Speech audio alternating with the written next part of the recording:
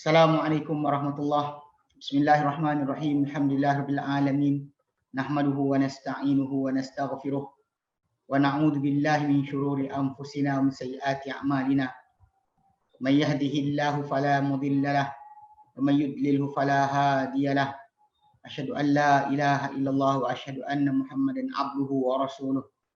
Allahumma salli ala Muhammad wa ala ali Muhammad kama sallaita ala Ibrahim وعلى آل إبراهيم وبارك على محمد وعلى آل محمد كما باركت على إبراهيم وعلى آل إبراهيم في العالمين إنك حميد مجيد رب اشرح لي صدري ويسر لي أمري واحلل عقدة من لساني يفقهوا قولي أما بعد. Alhamdulillah, kita bersyukur kepada Allah Ta'ala pada kita kumpul lagi. InsyaAllah hari ini menyambung kelas pengajian kita berkenaan ringkasan Sahih Muslim. Mana kali terakhir kita jumpa pada minggu lepas, kita dah sampai kepada bab 92 atau 90 kali ikut yang satu lagi ya. Okay.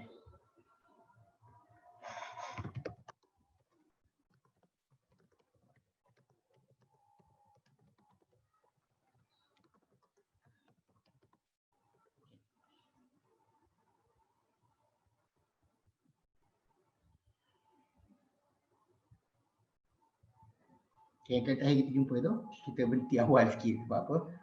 Tak apa sedap di badan tu. Jadi saya berhenti sampai bab yang ke apa? Beralih dari solat. Kan, kita ambil 93. Sebenarnya 93, bab idza uqimatus solat fala salata illa maktubah. Bila didirikan iqamatkan untuk solat, maka dia solat kecuali yang fardu saja. Okey. Jadi yang kita kata apa cara ataupun seorang tu bila mana solat iqamat lagi iqamatkan, maka yang sepatutnya untuk dia adalah terus ikut imam, tinggalkan solat sunat dia. Cuma ada percanggahan sikit tentang para ulama, adakah dia nak sempurnakan kalau dia nak habis atau sebagainya. Kalau ikut pada hadis Nabi SAW punya nas, dia sepatutnya terus berhenti solat dia akhir keadaan. Mungkin para ulama kata mungkin kalau dengan tasyahud saja habiskan. Tapi kalau sekiranya masih lagi rakaat pertama, maka sepatutnya dia berhenti solat dia dan juga dia ikut imam. Macam Nabi kata dalam hadis berkenaan lah, Nabi kata tegur seorang lelaki, ya fulan, wahai fulan, di ayi solataini yang atadat, dengan dua solat manakah, dengan mana dua rakaat solat yang kau bersiap sedia. Okay, ambil solatika awahadaka, ambil solatika makna kau ambil kira mana satu, solat engkau berseorangan atau solat engkau bersama kami. Solat subuh hanya berjemaah, tidak ada solat yang lain.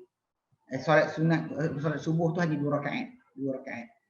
Sebelumnya solat sunat ketika mana masuk waktu subuh, satu sunat. Kemudian solat sunat subuh. Lepas tak ada dah. Lepas tu solat fardu subuh, lepas tak ada solat lain dah.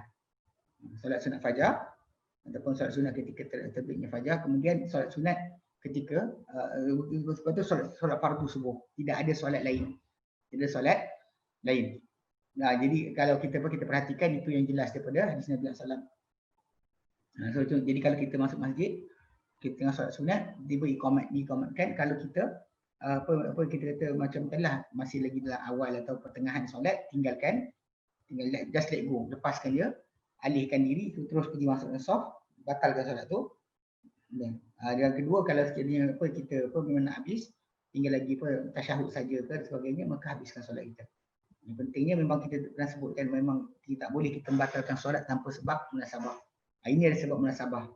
Macam kalau orang tu kata dia tengah solat, mak dia panggil, mana dia batalkan solat. Tapi ini benda yang kita kata dari segi hukum, banyak orang tahu kalimah-kalimah macam ni, tapi tidak ramai praktik. Takut orang kata apa. Normally macam tu berlaku. Baik. Jadi kita masuk pada bab berikutnya. Kita baca teks hadis ni. Bab ma yaqulu 'inda dukhul masjidi wal amru bi tahiyatihi. Bab ma yaqulu 'inda dukhulil masjidi wal amru bi tahiyatihi.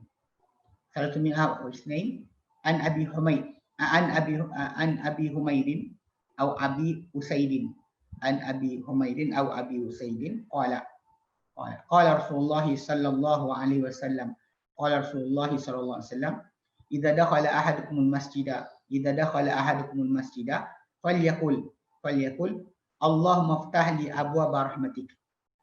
Allahumma ftah li abwaaba rahmatik. Wa idza kharaja falyaqul Allahumma inni as'aluka min fadlik. Falyaqul Allahumma inni as'aluka min fadlik. Wa an Abi Qatadah sahibin Nabi sahib Rasulullah SAW. Wa Abi Qatadah sahib Rasulullah SAW qala dakhaltul masjida wa Rasulullah SAW jalisun. Dakhaltul masjida wa Rasulullah SAW jalisun baina zahranain nas.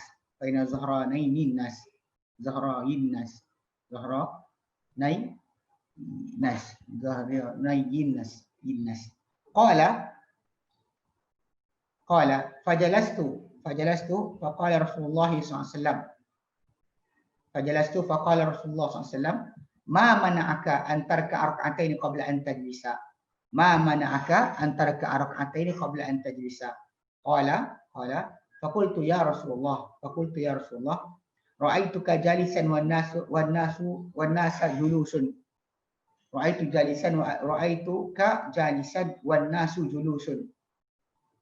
julusun. Qala fa idza dakhala ahadukumul masjida fala yajlis hatta yusalli rak'ataini. Wa an Jabir bin Abdullah radhiyallahu anhu qala kana li ala Rasulillah sallallahu alaihi wasallam daynun faqadani wa zadani wa dakhaltu alaihi al-masjida faqala li salli rak'ataini. Wa an Ka'b bin Malik radhiyallahu anhu anna Rasulullah sallallahu alaihi wasallam kana la yaqdumu min safarin illa naharan fi dhuha. Fa idza qadima bada'a bil masjidi. Fa shalla fi rak'ataini thumma jalasa fihi.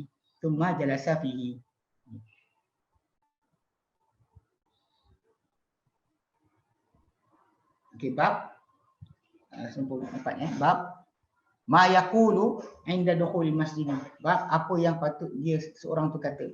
Yaqulu, seorang tu berkata ketika masuk masjid. Bab apa yang patut seorang tu kata ketika masuk masjid. Okay. Awal amru bitahiyyati, dan perintah untuk menghormati ataupun greet. Jadi tahiyah ni kalau pada kata-kata ia bermaksud ucapan sapaan, greeting. Tahu greeting kan? Macam hello. Kita apa hello kan. Atau greeting lah. Hi ke apa. Tapi dalam konteks masalah ibadat Islam, kalimah greeting ni dia jadi dengan perbuatan dan juga ucapan. Kalau dengan manusia dengan ucapan dan juga senyuman dan sebagainya, greet. Tapi kalau anda kata untuk tempat ni macam masjid, kita penghormatan bagi masjid itu adalah dengan solat. Kalau di Baitullahil Haram boleh dibuat dengan tawaf. Jadi kena faham konteks kalimah itulah. Kalimah yang dipanggil sebagai apa? Tahiyat. Okey.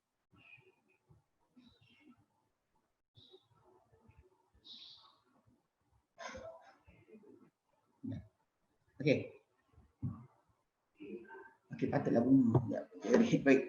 Jadi kat sini dia kata itu perintah untuk untuk greeting. Okey.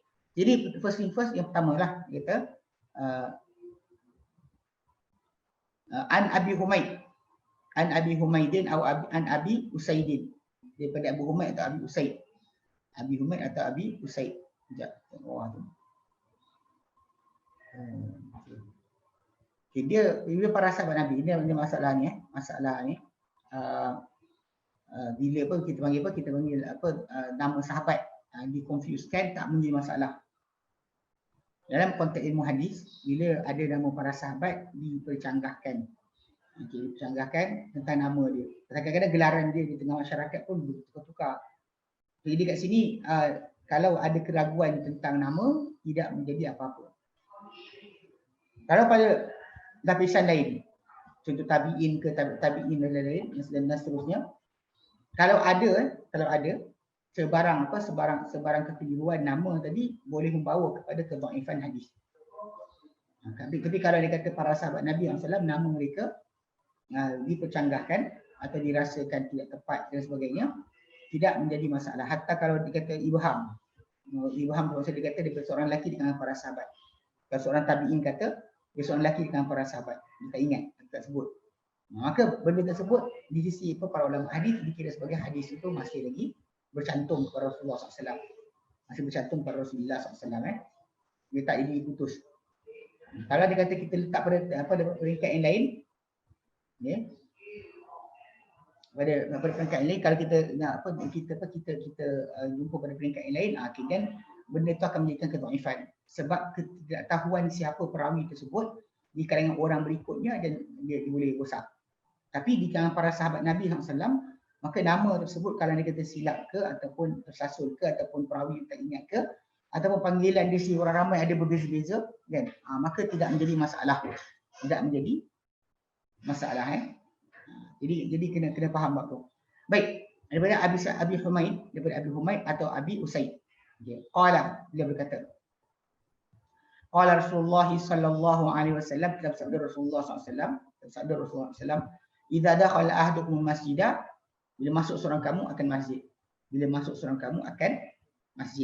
Dia dalam kaedah bahasa Arab memang tak ada masalah kalau kita gunakan terus masuk masjid tu tak sebut fil masjidi. Biasanya normally kita akan gunakanlah dakhala fi, kan, dakhala mesti ada fi. Tapi problem dia bila kita nak faham kat sini, dari konteks istilah penggunaan bahasa Arab tidak menjadi masalah. Memang orang Arab boleh sebut cara A atau cara B dan semua faham, tak ada siapa akan confuse. Tak ada siapa confuse. Kalau orang bukan Arab akan confuse lah macam ni. Okey. Orang bukan Arab akan confuse. Sebab ya balik pada mereka kadang-kadang benda ni kata kenapa. Jadi ini bahasa Arab bukan bahasa kita. So orang Arab boleh cakap macam ni dan cakap macam ni. Dia tak ada masalah. Dan diorang sini pun tak pernah confuse. So jangan kita pula masuk confusekan cerita. Balik pada asal tajuk dia adalah masuk masjid. Masuk dalam masjid atau masuk masjid sama je pengertian dia. Masalah adakah dia mesti ada ilah tadi atau fi, itu tak cuma tajuk. Okey, baik. Idza dakhala ahadukumul masjidah, bila masuk seorang kamu akan masjid. Fal yaqul, maka hendak dikata ketika masuk hendak dikata Allah maftah li abwaab rahmatika. Allah maftah li abwaab rahmatika. Ya Allah, bukakanlah untukku pintu-pintu rahmatmu. Ya Allah, bukakanlah untukku pintu-pintu rahmatmu. Wa idza kharaja, dan bila dia keluar daripada masjid, fal yaqul, hendak dikata Allahumma inni as'aluka min fadlika. Allahumma inni as'aluka min fadlika. Ya Allah, sungguhnya aku minta kepada engkau, aku pohon kepada engkau dari kelebihan engkau. Dari kelebihan engkau. Ya Allah, aku pohon daripada engkau kelebihan engkau. Baik, jadi maksud dia berdoa masuk masjid ke masjid. Ini yang kita kata apa? Kadang-kadang saya lupa lah masuk masjid, dia tak buat. Keluar masjid pun lupa. Okay. Sedangkan ini adalah di antara sunnah yang Nabi ajarkan. Dia masuk dalam masjid minta rahmat. Dia keluar masjid nak cari dunia ke apa? Nak cari kehidupan dunia kita, minta kelebihan Allah Taala. Dia pakai doa tu memang berpadanan lah. Masuk masjid untuk rahmat. Bukan untuk cari kelebihan ataupun cari rezeki. Kita pertama first dalam masuk masjid tu adalah kita mencari redha Allah Taala, nombor satu. Bila kita keluar masjid untuk cari kehidupan kita, maka kita minta kelebihan Allah Taala, rezeki Allah Taala akan beri kepada kita. Publika tu boleh masuk kepada masalah pengertian rezeki dan sebagainya. Baik. Kemudian seterusnya wa an Abi Qatadah, dari Abu Qatadah. Dari Abu Qatadah radhiyallahu anhu. Abu Qatadah ni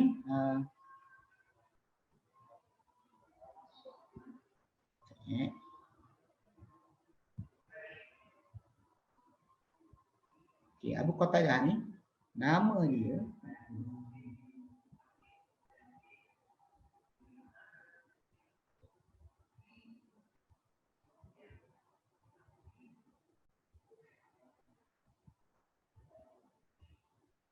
Okey, Abu Qatadah ni nama dia Al-Harith bin Rib'i. Banyak nama dia. Mana nama dia banyak. Kenal dengan Abu Qatadah Al-Ansari. Nama dia ada kata Harith bin Rib'i, ada kata Nu'man bin Rib'i, ada kata Amr bin Rib'i. Tapi yang masyhur Al-Harith bin Rib'i bin Baldamah bin Khannas bin Sinan bin Ubaid bin Adi bin Ghanam bin Ka'ab bin Salamah As-Salmi Al-Madani. Madani Madinah. Dia salah seorang sahabat Madani. Dia mati tahun 54 Hijrah. Mati tahun 54 Hijrah 54. Baik. Al-Harith bin Rib'i. Okay. Dia kata daripada Abu Qatadah sahibin Nabi, sahabat Nabi sallallahu alaihi wasallam, qala. Dia dakhaltul masjid, aku masuk masjid. Wa Rasulullah SAW jalisun, sedangkan Rasulullah SAW sedang duduk. Aku masuk masjid sedangkan Rasulullah SAW duduk. Rasulullah SAW duduk baina zahranain nasi. Sedangkan Rasulullah SAW duduk di tengah-tengah orang ramai. Zahraniyan nasi, di tengah-tengah. Mana duduk tengah orang ramai. Qala berkata Abu Qatadah, fajalastu maka aku pun duduk. Faqala Rasulullah maka bersabda Rasulullah SAW, ma mana'aka an tarka'a raka'ataini qabla an tajlisa. Apa yang menghalang kau? Ma mana'aka, apa yang menghalang kau? An tarka'a untuk rukuk. Ini solat raka'ataini 2 rakaat qabla an tajlisa, sebelum kau duduk. Apa yang menghalang kau? Qala faqultu, maka aku kata, ya Rasulullah, wahai Rasulullah, ra'aituka jalisan, aku lihat engkau duduk. Aku lihat engkau duduk. Wan nasu julusun, dan orang ramai pun duduk juga. Dan orang ramai pun duduk juga. Maksud dia, aku nampak kau duduk dan orang ramai pun duduk. Jadi dia duduk sebab nampak orang ramai duduk. Okey? Semua duduk, nampak, jadi dia tak naklah solat seorang. Qala. Okey, dia kata qala, bagi sabda, fa idza dakhala ahadukumul masjidah, maka bila masuk seorang kamu akan masjid, fala yajlis hatta yusalli rak'atain, maka jangan duduk sehingga dia solat 2 rakaat. Okey. Hadis ni umum kepada sisi para ulama bahawa ini adalah perintah untuk galakkan. Ini perintah dari Nabi SAW untuk galakkan. Sebab memang kita kata dengar arahan Nabi kat sini macam wajib. Tapi masalahnya tidak difahami sedemikian. Ini kena jaga sikit. Waktu bila kita kata nak faham dalil, tengok kepada apa yang cuba difahami oleh para sahabat Nabi SAW atau mereka tunjukkan. Sebab kat sini yang kita kata bila kita nak faham dalil, tak tengok sahabat, kita sesat. Sebab kat sini kita faham. Jadi umumnya para ulama kesemuanya bahawa perintah Nabi ini untuk galakkan dan juga gesaan.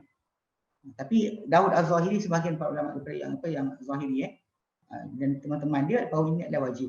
Tapi ini adalah batil, dia kata kalau kerana perintah ni ikut apa mereka katakan, kalau ikut mengatakan nescaya akan haram dah ke atas orang yang hadas kecil sehingga dia berduduk. Kan? Sedangkan kita tahu bahawa masuk masjid tidak timbul tajuk masalah ada wuduk ke tidak. Jadi kalau kita boleh kata masuk masjid wajib ada wuduk sebab nak kena solat. Jadi masalah tajuk dia bukan kita kata nak kata. Tapi yang ada khilaf masalah orang junub. Orang junub memang ada khilaf. Sebab ada riwayat yang menunjukkan bahawa para sahabat yang tertentu dia ambil wuduk, dia masuk dalam masjid. Tapi dalam masa sama yang Nabi SAW ataupun Al-Quran surah An-Nisa ayat 43 dengan jelas tak benarkan untuk orang yang junub masuk dalam masjid. Bahkan kita lihat ketika hari raya pun wanita yang datang ke musalla, tempat solat di tanah lapang tu, dijauhi tempat solat. Dia alih tu dia tempat solat. Jadi kena jaga bab tu lah. Ada khilaf. Ada pun masalah orang yang hadas kecil, bukan hadas besar, bukan junub, dia boleh je masuk masjid dan tak disalahkan pun. Okay, jadi kalau tidak kita akan kata wajib orang tu sebelum masuk masjid kena wuduk. Dan tak ada sebarang pendapat berkenaan diriwayatkan daripada para sahabat Nabi SAW. Okey. Jadi kalau dikatakan bahawa ucapan Nabi bila masuk seorang kamu akan masjid maka rakaat ini tuju pada orang dah ada wuduk. Kita kata ini adalah sebenarnya ialah kita manipulasi dalil, kan? Dan sedangkan melari daripada zahir dengan tanpa dalil, sebab kita nak ikut zahir sangat, dalil tak cakap pun orang ada wuduk kita ada wuduk. Okey. Jadi dia masuk kepada siapa, dia tuju kepada siapa yang masuk masjid. Maka mesti apa yang kita sebutkan tadi. Kalau kita kata wajib kena wuduk pula, jadi tak pernah ada hukum masuk masjid kena wuduk. Okey. Okey, tapi dan ada sebahagian para ulama kata ini adalah sunat Nabi SAW ajarkan. Okey. Kemudian ada beberapa pendapat kalau kita masuk masjid ni ketika pada waktu-waktu manakah dia masuk. Okey, ada yang kata ketika waktu yang haram untuk solat, seperti contoh lepas subuh atau lepas asar atau ketika sebelum zuhur sebagainya. Okey, dikatakan para ulama kata waktu yang haram solat maka tak boleh solat. Okey. Tapi sebagai ahli zahir kata macam tu, tapi yang jumhur kata tak ada masalah. Okey, tak ada masalah. Dia kata maka jumhur para ulama kata tak ada masalah, kan. Dia kata jadi setengah orang dia kata tahiyatul masjid ni isi mereka selepas subuh sehingga terbit matahari. Tidak dia buat, dia kata. Dia juga lepas asar sampai terbenam matahari. Tapi Imam Syafi'i dia kata menghalang ketika waktu terbit matahari dia dan ketika terbenam. Tapi dia bolehkan selain itu, maksudnya ketika matahari tengah turun, tengah naik. Dia dilarang.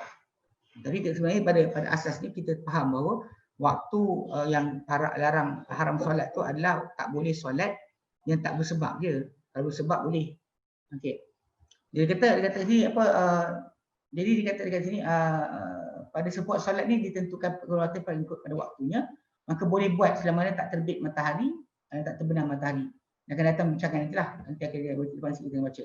Dan sebab percanggahan dalam masalah ni adalah percanggahan pada zahir hadis-hadis yang datang. So hadis ni kata jangan duduk kecuali solat. Sedangkan hadis yang tu Nabi kata jangan solat. Macam kita nak gabungkan macam ni. Sebab hadis yang datang yang sekarang kita baca ni larang suruh solat, kalau masuk di masjid mesti solat. Tapi satu lagi yang hadis yang lain yang datang tentang waktu haram solat, dia kata tak boleh solat ketika waktu-waktu tersebut. Nabi larang. Cuma masalah dia adakah benda tu umum kepada semua, sebab kita ada dalil yang melihat bahawa Nabi sendiri solat pada waktu tersebut. Ataupun hadis yang datang tentang seorang lelaki solat lepas subuh. Lepas subuh 2 rakaat menggantikan solat sunat 2 rakaat sebelum subuh yang dia tertinggal. Bila dikata Nabi apa yang dia buat, Nabi diam. Diam Nabi tu ikrar. Di sisi para ulama adalah ikrar bahawa tak mengapa, boleh buat. Macam Nabi sendiri SAW buat solat sunat lepas zuhur, buat lepas asar. So kita faham bahawa dekat situ nyata dan jelas, terang-terang.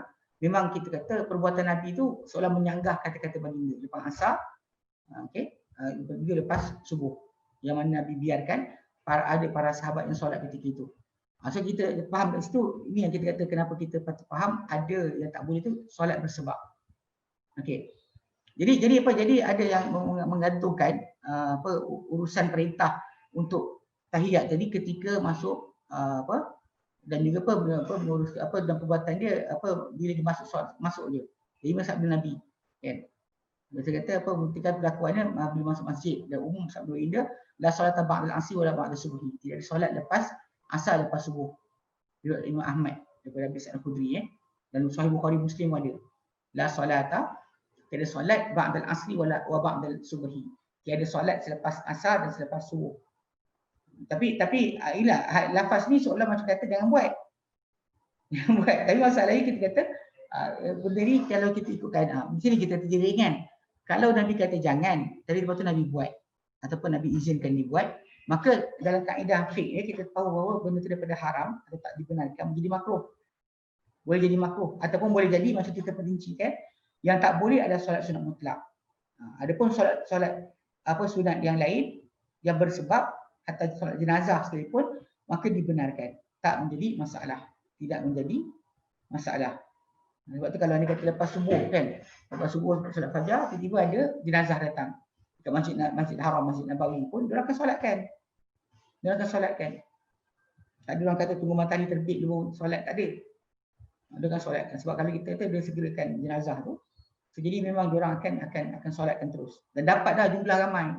Kalau kata ada orang kata boleh untuk tangguhkan sementara jenazah tadi supaya ramai orang boleh datang solat, dan termasuk macam ni jugalah untuk tunggu jenazah jemaah datang solat ramai.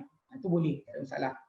Unless mayat tersebut ada bau dan sebagainya, memang busuk, maka rosak air ada mayat menjijik ke, itu tak ada masalah. Itu yang kita tak boleh. Adapun kalau dia kata ada segerakan terus. Kalau dia kata memang mayat tak rosak dan boleh tunggu sekejap, yang itu mesti supaya boleh dapat fadilat solat dengan ramai manusia. Okey. Demikian juga kita kata di juga para ulama bercanggah pendapat mengenai tahiyatul masjid selepas terbit fajar dan sebelum solat subuh. Kan sebelum subuh kita masuk masjid belum lagi subuh. Solat lagi tidak. Pun ada percanggahan kat situ berdasar pada masalah dalil lah. Kata dengan keharusan perkara berkenaan Syafi'i, Ahmad dan Abu Dawud dan Zahiri, tapi Abu Hanifah, Laith dan Auza'i kata tak boleh.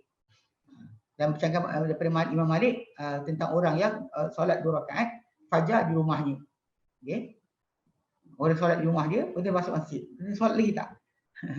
Ini persoalan lah sebenarnya. Sebab Nabi sendiri SAW yang betul. Dia solat kat rumah, dia tak solat kat masjid dah. Masuk masjid terus Nabi ikomatkan solat dan Nabi terus solat subuh. Tapi jelasnya keadaan tadi ialah Nabi SAW memang terus jadi imam. Kita yang datang lewat atau datang awal, ada solat kat rumah ketika azan sampai dekat masjid orang tak solat lagi. Kita datang, kita duduk. Nak duduk, kita kena solat. Balik pada asal arahan Nabi tadi. Cuma wajib tadi akhirnya yang kita para ulama kata digalakkan, ada kata sunat dan sebagainya. Adapun ada orang Zahiri kata wajib.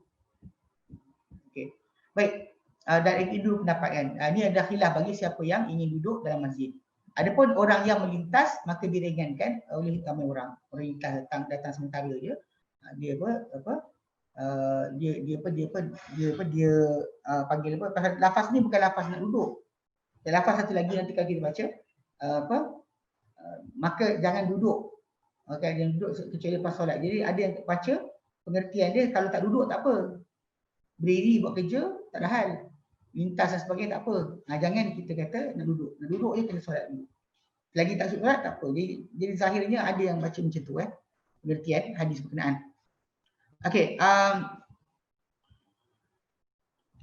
dan bercanggahan pendapat Imam Malik daripada sudut atau masjid ni bila disolatkan hari raya dalam masjid. Itu bila kita solat hari raya dalam masjid. Boleh tak kita masuk masjid tu kena solat. Okey. Ada yang melihat di dalam Masjid Makkah didahulukan mereka utamakan tawaf ke atas solat tahiyatul masjid ni. Tawaf tu. Okey. Di Masjid Nabawi pula mereka dahulukan tahiyat ni solat masjid dan ke atas salam ke atas Nabi. Salam ke atas Nabi dan kita kena solat 2 rakaat dulu. Baru kita duduk baru kita nak bangun bila salam. Tapi dari cerita luas lah. Okay, dan sebahagian kata bahawa siapa-siapa mengulang padanya masuk masjid gugur daripada dia tahiyat tidak keluar. Macam dia duduk masjid kemudian dia pergi tandas, dia masuk balik kemudian sekian gugur dia kata. Ada kata macam tu. Okey. Macam orang yang banyak masuk ke Mekah, dia kata daripada kalangan cari rapi dan sebagainya. Golongan macam ni kita kata kalau masuk Mekah banyak dia tak kira dah tak ada gugur daripada tawaf kudum. Tawaf masuk Masjidil Haram dan sebagainya, masuk masjid. Sebab ni bagi tawaf lah. Sebab actually kalau kita kata siapa-siapa datang ke Mekah tak boleh tidak ada kena mulakan dengan tawaf. Unless tadi orang lah dia asyik keluar masuk antar barang. Okey, jadi akan susah pada dia maka tak apa. Adapun yang lain memang kita kata mesti tawaf di Baitullahil Haram dulu. Okey. Baik, sebagai penghormatan kepada Masjidil Haram. Okey. Macam juga pada diorang kiaskan kepada tajuk orang yang gugur daripada dia sujud tilawah. Masa baca Quran kan sujud ini takut ni dan juga gugurnya wuduk bagi siapa yang menyentuh masah bagi orang yang mempelajari Quran. Jadi benda ni ada beberapa pendapat lah.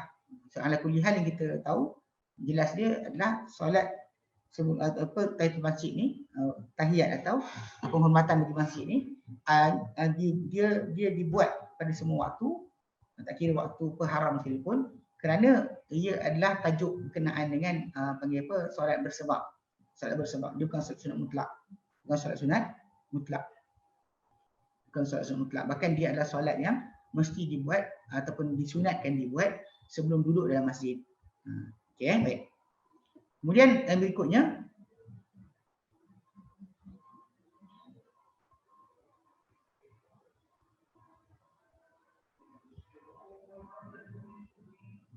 okey. Yang berikutnya Jabir bin Abdullah radhiyallahu anhu qala, beliau berkata, kana li ala Rasulillah dainun. Dahulunya aku kata Rasulullah ada hutang. Aku dahulu kata Rasulullah ada hutang. Maksud dia Rasulullah hutang dia. Bila ala tu, okey, kata Rasulullah tu maksud dia Rasulullah hutang dia lah. Bukan dia hutang Rasulullah. Nah, ini apa? Ni adalah apa yang kalau kita tahu hadis ni, kisah dia adalah Nabi beli daripada dia unta yang baginda SAW beli daripada dia dalam perjalanan balik ke Madinah daripada sebahagian musafir lah. Nabi beli pada dia unta on the way balik ke Mekah. Dan apa, Nabi syarat pada dia untuk sampai ke Madinah. Tapi kalau beli kat situ, duit tak bagi lagi. Dia tak bagi lagi, tapi boleh pakai dulu pasal nak sampai nak ambil duit. Ini antara ini dalil daripada sebagian para ulama kata syarat dalam jual beli, syarat dan jual beli boleh. Syarat dan jual beli boleh. Maksudnya syarat, tapi syarat yang tak hilang manfaat lah. Kalau syarat tu jual macam jual barang pada orang tapi jangan pakai. Itu tak ada, tak wujud. Tak ada syarat yang melanggar manfaat.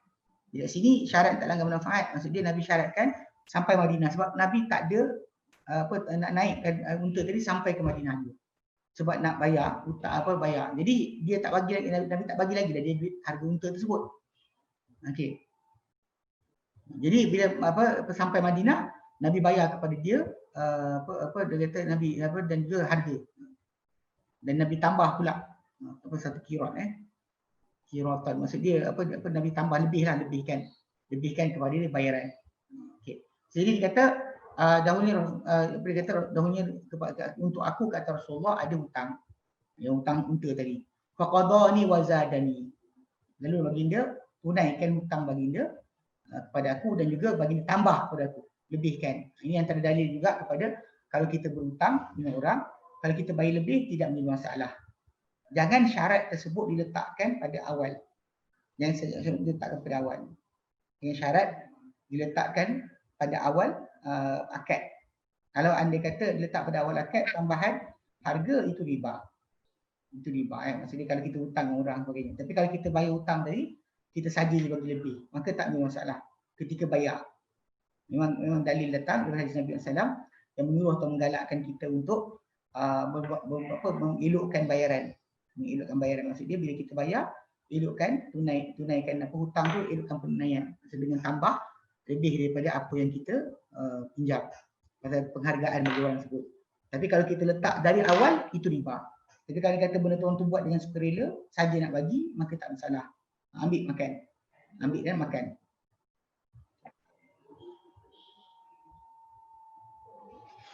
Nabi apa yang menghalang? Itu maknanya penegasan. Itu nak faham juga sebab soalan ni sekarang ni. Bila Nabi SAW suruh pada Jabir tadi kan, radhiyallahu anhu, pada hadis yang atas tadi, kepada hadis atas tadi, hadis Abu Qatadah, kan, apa yang menghalang kau. Okey. Tapi dalam kisah tadi kan, dia tak bangun solat. Nah, okay, ni nak faham sikit dalam kisah hadis ni. Nabi tegur dia. Tapi dalam masa sama dia tak suruh bangun balik solat. Dia tak disuruh bangun balik untuk solat. Dengan sebab itu para ulama kata yang kata benda ni adalah sunat saja, digalakkan. Sebab apa? Sebab dia tak disuruh solat balik. Pasal Nabi beri saranan kepada dia lain kali apa nak buat. Tapi yang kata wajib ada juga dalil lain, macam ketika Nabi dengan khutbah Jumaat, kemudian ada orang masuk masjid tak solat lagi, Nabi kata fulan kau dah solat belum? Dia kata belum. Dia kata bangun solat 2 rakaat. Itu ada juga dalil dia tu. Dalil datang yang menunjukkan bahawa Nabi suruh dia bangun balik untuk solat. Yang ini dalam hadis kisah Abu Qatadah ni, dia tak bangun. Al-Harith bin Rib'i tidak bangun pun. Nabi tak suruh bangun balik. Nabi suruh bagi saranan pada dia. Dia duduk kan? Dia duduk dah. Dia dah duduk dah. Nanti tanya soalan, apa menghalang kau? Kenapa tak solat? Itu je. Tapi masalah kita kata galakkan ni tadi memang biasa. Kalau kita tegur orang tak solat sunat, apa qabliyah ataupun apa atau solat sunat rawatib dipanggil. Kita tegur, kenapa tak buat? Kan? Tanya soalan tu. Kita tanya soalan tadi bukan semestinya wajib. Benda tu sunat, jadi kita boleh tanya kenapa tak buat, kan? Tak suka ke? Tak faham ke? Kita tahu macam itulah. So basically dia beza kat situ. Dari segi masalah kata-kata tadi menjadikan wajib atau tidak. Sebab kena faham konteks apa wajib tadi. Sebab kita kata wajib, jumhur tak kata wajib. Bila tak kata wajib, kita terima. Tak ada masalah. Mungkin kita nak pegang salah satu pendapat yang kata wajib, tak ada hal. Kita kata kita jaga. Namun begitu, dalam masa yang sama, kalau orang tak buat, kita senyum je. Tak payah marah. Tidak perlu marah. Kalau benda macam ni, kalau kita nak faham, kalau dia kata orang tu marah sebagainya, ya itu problem sikit. Baik.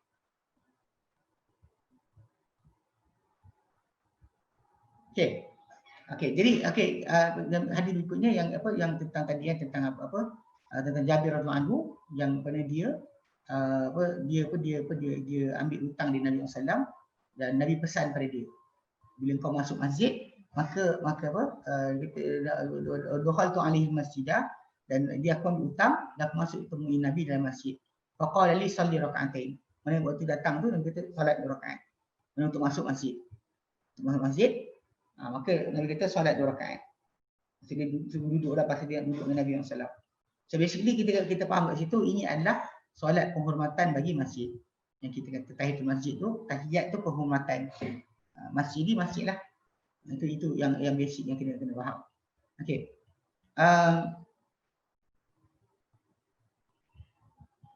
Kemudian yang berikutnya terakhir sini, an Ka'ab bin Malik radhiyallahu anhu, anna Rasulullah SAW kana yaqdumu min safarin illa naharan fi duha. Kami bagi Rasulullah tidak sampai tidak sampai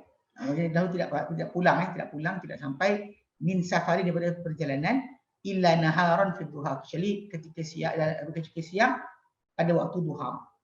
Nabi akan sampai ke Madinah ataupun cuba datang masuk rumah keluarga dia ketika siang, ketika waktu duha. Okey, ini larangan larangan daripada seorang tu untuk balik ke rumah pada waktu malam. Mengejut. Dia kata dan keadaan Nabi SAW tidak datang daripada musafir, tak pulang dari musafir dan perjalanan melainkan siang. Dia datang itu kerana Nabi dilarang untuk seorang tu datang pada keluarga dia dalam keadaan mengejut. Okey. Dia kata dan Nabi ingatkan daripada sebab dia, daripada hadis Jabir dan hadis yang lain nanti sampai nanti dari Abu Bukhari dan Muslim, hadis Jabir radhiyallahu anhu, dalam hadis berkenaan yatahawwanuhum wa yatlubu atharatihim. Mana yang orang tu datang tengok, nak cek keluarga dia khianat tak. Okey. Khianat tak. Maksud kadang-kadang inilah mengejut datang balik tadi.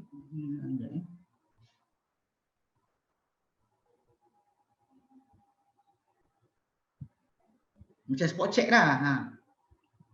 Macam spot check ya. Okey.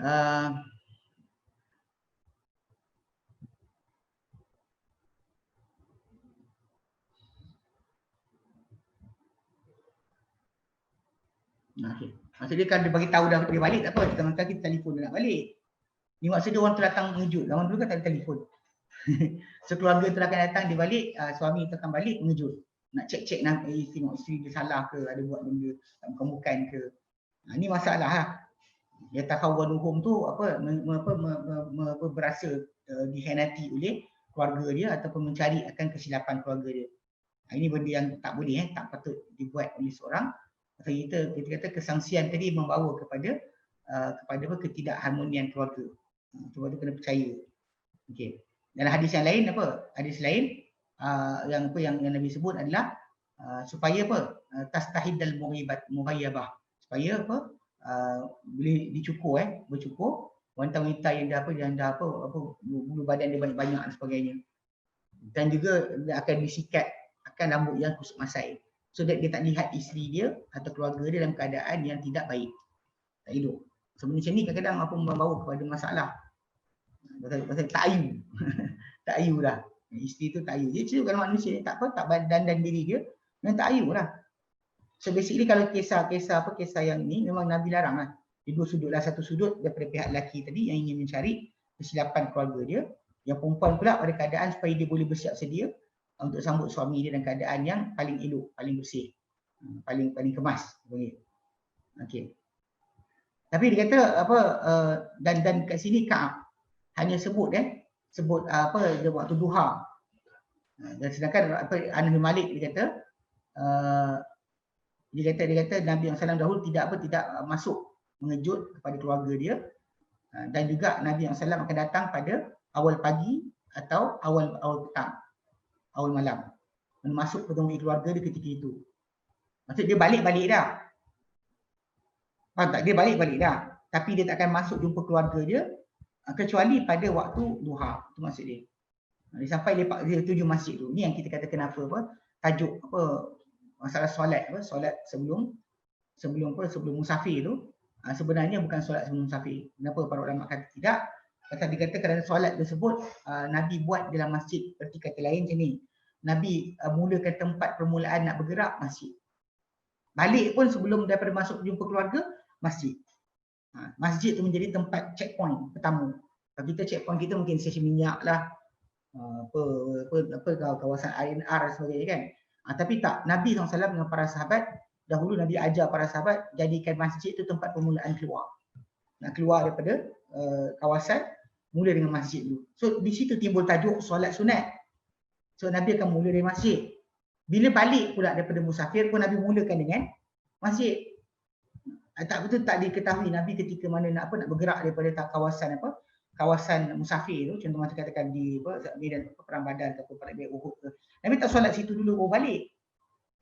Kena faham sebab tu kenapa tak timbul tajuk kita kata pasal ketika musafir Nabi hanya jaga dua solat dia. Iaitu solat duha, solat 2 rakaat, witir, solat witir dan solat 2 rakaat sebelum subuh. Witir ni solat tengah malam tu, solat yang ganjil jumlah dia ketika tengah malam, dan solat 2 rakaat sebelum subuh. Itu yang Nabi betul-betul jaga hatta ketika musafir. So masalah yang solat lain kalau Nabi buat depan para sahabat sebelum bergerak daripada satu tempat Nabi solat dulu ke, kalau Nabi tunjukkan saya sampai kepada kita. Tapi kerana Nabi tak buat maka tak nampaklah. Dan ini jawapan sebenar kepada masalah penjelasan solat musafir ni. Ada orang kata solat sunat musafir ni kan. Sedangkan Nabi SAW mulakan pergerakan dia daripada masjid. Mula dari masjid, balik pun sebelum masuk ke keluarga dia, dia mula dengan masjid dulu.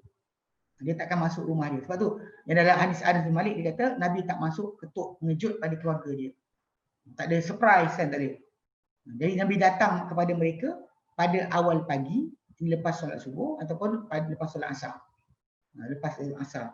Dia dah sampai tu Nabi duduk dulu, kemudian Nabi akan lepak kat masjid, kemudian baru Nabi masuk jumpa keluarga dia lepas tu. So that diorang tahu Nabi dah sampai. So diorang bersiap sedia sebelum Nabi sampai. Okey. Jadi kalau kita macam Ka'ab bin Malik kata ni, seolah-olah banyak datang pulangnya Nabi SAW daripada musafir ni adalah pada awal siang untuk mulakan solat di masjid. Okey. Solat di masjid dan seolah-olah Nabi lewatkan diri daripada sampai keluar daripada waktu larangan. Allah alam. Tapi yang jelasnya Nabi masuk masjid dan dia kata apa?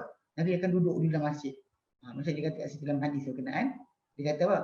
Dia kata fa idza qadima bada'a bil masjidi. Dia bagi pulang daripada musafir dan mulakan dengan masjid. Fa shalla fi raka'atain, maka Nabi solat padanya 2 rakaat. Tsumma jalasa fi, Nabi duduk dalam masjid. Rehat kat masjid dulu. Sebelum balik ke rumah, baginda akan mulakan dengan masjid dahulu. Ni lah. Tapi dalam COVID ni yang buatlah. Dalam COVID-19 ni, jangan buatlah. Ni orang kita ni kenapa saya tak faham kan. Apa berkenaan dengan tajuk ni. Kematian manusia ni benar. Memang betul-betul banyak orang mati. Tapi kenapa masih lagi nak disangsikan tentang penyakit yang berlaku. Dan bahkan di Indonesia dengan jelas kawasan kubur yang orang kena COVID ni dah penuh dah. Start daripada mula-mula bulan 3 tu dibuka, sekarang dah penuh, dah bulan je. Nak tunjukkan kepada banyak yang mati. Tapi masih lagi ada orang menganggap bahawa benda ni adalah manipulasi ataupun cara untuk menjadikan penguasaan UN ke atas negara-negara yang kena. Mereka kita tengok yang kena sekarang ni Eropah pun kena. Terpaksa lockdown dan sebagainya. US pun terpaksa lockdown, bukannya kita je. Dia kalau dia kata tak boleh lockdown, maka darurat lah. Dia dua sudut. Kalau kita masih boleh aplikasikan tinggal di rumah, sekat perjalanan macam kita buat sekarang, kalau orang masih boleh patuh tak apa. Kalau dia kata tak boleh patuh dan betul-betul meningkat jadi banyak, dan tak nak terpaksa ni darurat lah. Dia bukan masalah kita kata kita nak, tapi benda tu ikut keselamatan masyarakat. Bila orang tak reti dah nak jaga, dia akan sosial, dia tak langgar, tak ikut dah duduk dalam kedai kopi sama-sama je kan. Itu benda tu masalah. Jadi yang saya pelik sekarang bila orang bising pasal masjid tak boleh. Pasal kita tak nak orang datang masjid dan sebarkan penyakit. Itu je. Pasal solat di rumah, dia pertama sekali awak pegang solat di masjid tu wajib ke sunat? Kalau wajib sekali pun kan tak ada kemudaratan. Kalau hari hujan pun boleh duduk di rumah, kenapa nak kena paksa diri? Faham tak? Ini pelik sikit lah zaman kita sekarang ni. Sebab benda ni kita ada perintah kerajaan, ikut je lah. Kenapa nak kena menyusahkan diri? Apa sibuk datang dalil dah kata ini sebagainya. Ini saya pelik. Sebab benda ni mengajar pada kita tak puas hati pada kerajaan dan juga mengajak kita untuk memberontak. Itu basic benda pertama lah. Sedangkan kita tahu dalam konteks ni para sahabat ada contoh yang baik untuk kita. Di mana mereka dahulu bila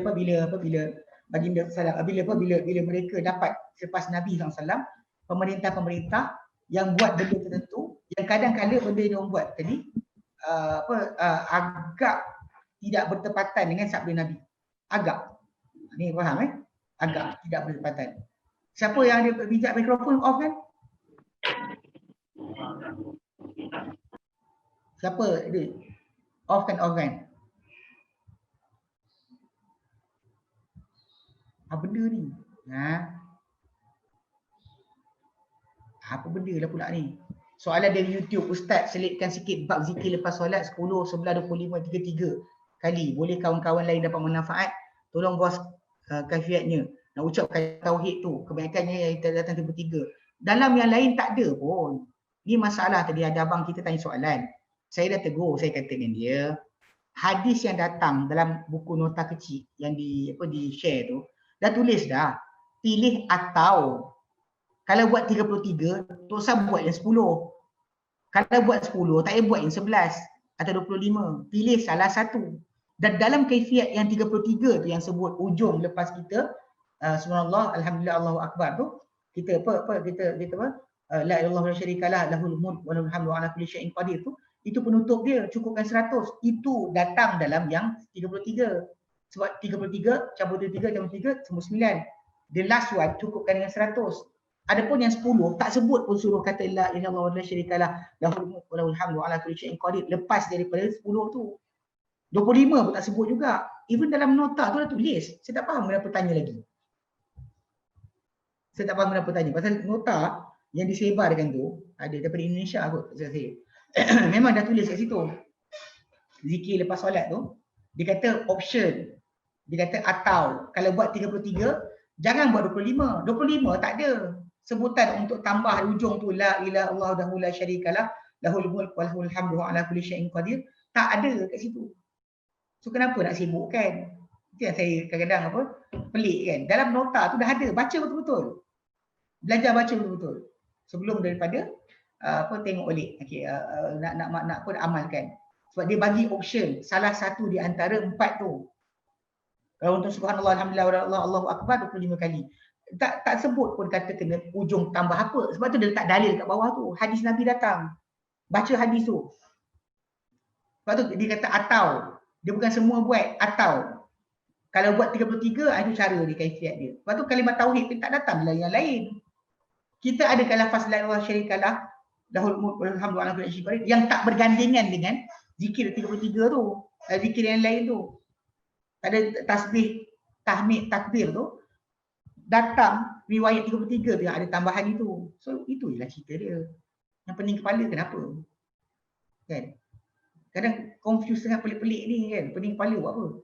Okey. Soalan kuliah lebih baik. Jadi balik tadi kan pada kisah ni, okey, macam kes apa tadi kita sebut berkenaan dengan apa penyaksian.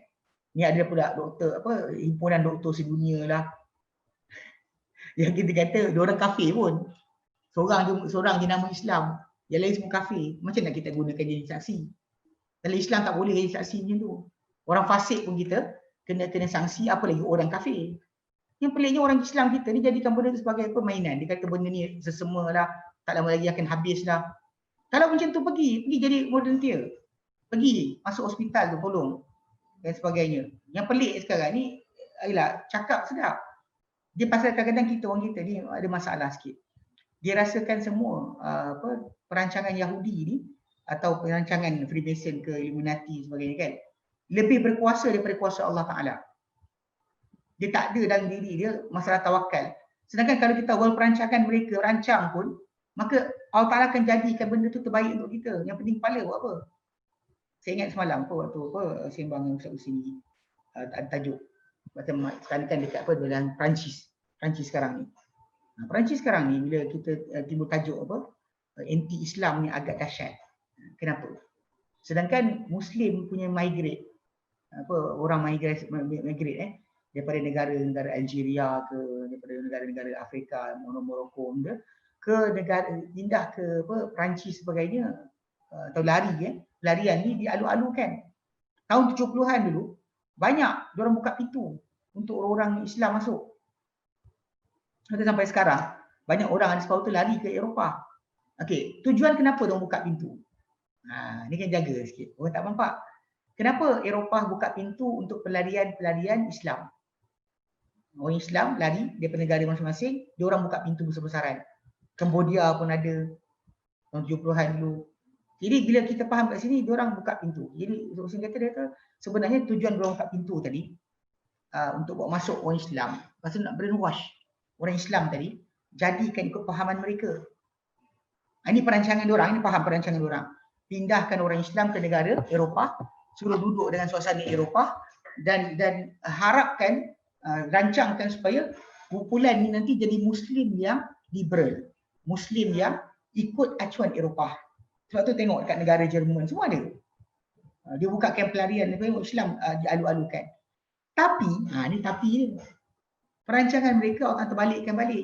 Betul first generation betul dapat kumpulan manusia yang jadi liberal. Kan otak dia Muslim tapi kepala dia kepala barat. Memang jadi pakai tulisan-tulisan yang merosakkan agama datang daripada kumpulan macam ni. Tapi nak jadi cerita Allah Ta'ala jadikan keturunan berikutnya bawah tu diorang kuat Islam balik. Maka sekarang ni kat sana kat Eropah orang Islam saya jaga janggut. Orang Islam kita kat Malaysia tak jaga janggut. Diorang yang jaga kaki, tak pakai keluar labuh daripada buku lali atau pakaian kain ke tak pakai buku lali bawah. Kan wanita diorang berniqab dan sebagainya. Islam kita masih lagi sanksi tajuk ni. Sampai dia kata niqab dia bukan daripada arahan Tuhan. Lagi silap lah besar. Bukan adat Arab, dia kata adat Arab. Ini sangat salah.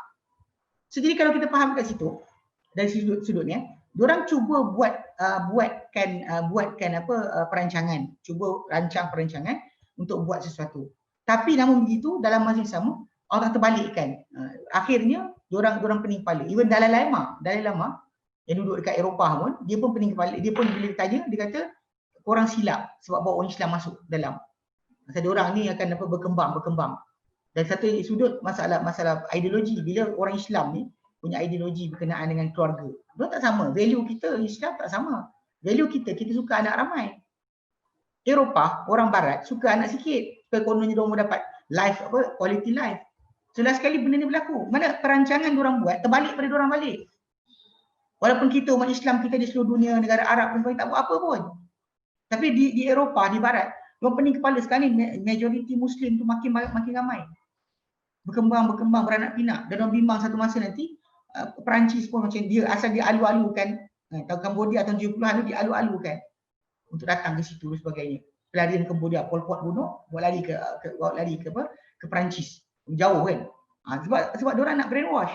Tapi in the end hujung tu Allah Ta'ala akan ada perancangan. Macam tidak masalah ni. Kalau betul perancangan Yahudi sekalipun ataupun perancangan Freemason ke apa sebagainya, WHO buat perancangan. untuk kononnya kurangkan rakyat dunia. Contoh katakanlah itu penyelesaian dia. Yang kita pening kepala buat apa? Kita tetap kena ikut pasal penyakit dah berlaku. Mana kita dalam penyaksian majoriti orang, tiba-tiba datang orang kata, tak betul. Sedangkan dia tak bekerja pun dekat bidang lapangan tadi. Bukan bekerja untuk selamatkan nyawa orang yang dekat hospital pun. Yang alliance doktor-doktor tadi tak bekerja pun dekat situ. Dia duduk dekat pejabat-pejabat office. Tiba-tiba dia katakan benda ni kesangsian. Kenapa? Kan? Kalau nak rosakkan masyarakat punya kepala pun, jangan terlibatlah. Seorang dah lah. Dia kata sesama lah ini sesama yang akan jadi macam sesama lain. Seriously kan? Benda ni kematian tu benar. Kan? Jangan sampai di keluarga kita terkena baru kita macam, betul rupanya. Kan? Ustaz Khalid Basalamah kan? Dia bapak dia meninggal, adik perempuan dia meninggal kerana dan dia pun warded hari tu. Pasal kena. Jadi pelik kan, kita pun pernah faham tajuk ni, dan Ustaz Khalid bin Sarah pernah datang ke Malaysia. Pernah bercakap di Yayasan Taklim. So dia punya keluarga pun dah mati. Bapak dia mati, adik perempuan dia mati. Takkan dia kata tak sengaja kot. Ada perancangan Yahudi lagi. Dia pelik kan, tak faham. Dia tak faham kenapa. Pasal benda-benda macam ni kononnya bantu ekonomi lah untuk rosakkan sekian. Memang betul saya perhatikan dekat ada hujung tu. Dia kata hujung ni akan jadi macam komunisme. Maksud dia dikuasai seluruh dunia dengan perintah kawalan ketenteraan sebagainya. Ini masalah yang pelik lah. Orang Islam kita masih lagi tertipu dengan dakwah-dakwah daripada orang kafir sendiri, bukan Islam. Kadang-kadang saya bincang tajuk ni, saya kata takkanlah kita biar berakal sikit. Takkan kita nak kata bahawa majoriti doktor Islam yang ada kan semua penipu. Seorang dua orang kafir cakap ini betul. Seorang dua orang kafir kita jumpa teori konspirasi sebagainya, orang-orang ni betul benar. Yang lain semua penipu. Kemudian semua ulama yang ada kat dunia ni semua penipu. Tertipu dengan Dajjal, dengan Freemason yang kita punya pandai sekali. Seriously. Ya. Pelik sikit lah. Saya tak faham kenapa. So, jadi macam ketika musim COVID ni, janganlah mula kat masjid dulu. Kena mandi dulu. Kalau masuk masjid pun letak barang, mandi dulu. Mandi, bersihkan diri, tukar pakaian dan sebagainya. Lepas tu boleh masuk masjid. Itu lebih tepat ikut pada hadis Nabi. Sebab memang sebenarnya solat sunat musafir tu Nabi SAW tidak buat maksud dia kerana solat musafir. Tapi kerana Nabi mula bergerak dari masjid, balik daripada musafir pun sampai dulu masuk masjid dulu. Mulakan masjid sebagai tempat mula-mula Nabi akan sampai. Dan ketika itulah keluarga dia akan tahu dia dah balik, maka mereka persiapkan diri mereka. Tak ada masuk surprise, tak ada. Surprise tak ada. Tak dibuat. Mereka akan laksanakan acara tersebut. Sebab tu kita kata yang kisah kalau orang kata solat sunat musafir tu, jawapan dia ada dalam hadis ni. Sebab Nabi SAW bila mula balik, baginda akan balik mulakan dengan masjid. Lalu memberikan solat 2 rakaat dan kami akan duduk dalam masjid. Ini kaedah betul.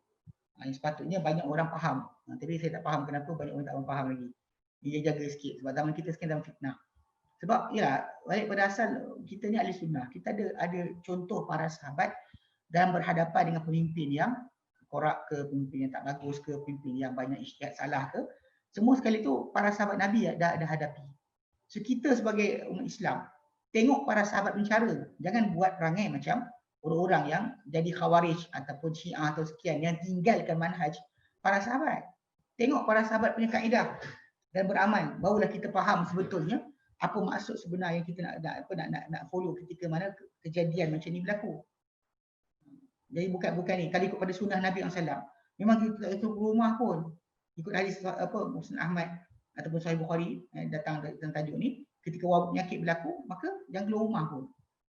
Kita kata sekarang ni memang kita kata banyak orang macam dah pening kepala pasal ekonomi dan dia rasa benda ni tadi adalah penyempitan untuk merosakkan ekonomi dunia dan sebagainya, untuk supaya kita patuh kepada WHO.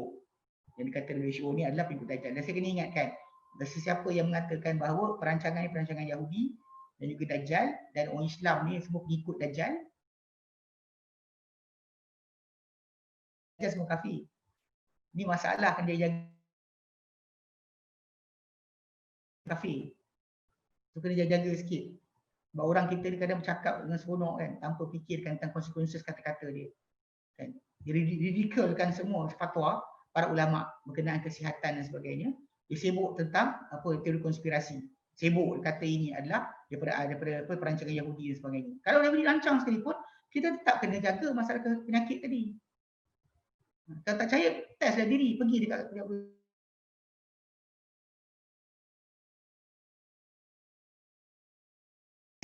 test lah. Kau kurang kata nak buktikan benda tak ada. Pergi depan, ulur muka, dia orang terbatuk. Pergi mingle dengan penyakit COVID dan balik kata saya dah pergi dan saya negatif cakap. Tunjukkan. Jangan bawa macam doktor-doktor tadi. Tunjukkanlah, suruh dia turun kepada tolong orang yang susah, yang kata sakit tadi dan buat test pada diri dia, tunjukkan tak kena. Suruh buat. Then only kita percaya. Sebenarnya dia kata suruh kita langgar peraturan yang letak oleh kerajaan atas dasar kata-kata saja. Bukan berdasar pada pengalaman dia turun. Dia tak turun pun. Dia tak masuk dalam, dia kata statistik. Ada orang bagi statistik, ada orang hantar data. Soalan, awak turun tak? Pergi ulur muka depan sakit COVID dan suruh dia batuk. Kemudian balik rumah tak kena tak? Saya nak tahu macam tu. Pelik kan? Tak ada positif, tak ada apa-apa pun. Try buat tengok. Ini asas yang kita perhatikan. Balik pada asal konteks dalam Islam ni, kita ada cara bila bermuamalah dengan satu situasi. Sahabat Nabi adalah contoh kita yang terbaik. Bukannya doktor Matthew, Mark and John ke tak ada kan. Semua orang kafir ni kita jadikan sebagai sumber kita, pelik. Dia ingat rujukkan Islam tak? Rujukkan kafir juga. Dan orang kafir, orang Islam yang dirujuk pun terpengaruh orang kafir juga. So macam mana? Kalau research purely Muslim, dia jalan. Tapi kalau sekarang, kalau kes yang sekarang kita kan kat Malaysia, research dibuat oleh orang Islam tentang tajuk ni. Kenapa kita nak sanksikan orang tentang Muslim punya penyaksian? Dan sibuk tentang penyaksian orang kafir yang tak buat kerja. Tak faham, saya tak faham. Okay? Baik, nanti sini. Sambung kemudian. Ada soalan lagi? Siapa ada soalan? Tak ada, Ustaz. Tak ada Yang tadi yang tadi pijak mikrofon apa?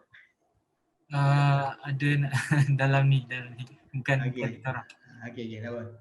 Ala kulli hal, jadi kita berhenti sini, nanti kita sambung kemudian. Wallahu a'lam. Wa sallallahu ala sayyidina Muhammad. Alhamdulillah rabbil alamin. Assalamualaikum warahmatullahi wabarakatuh.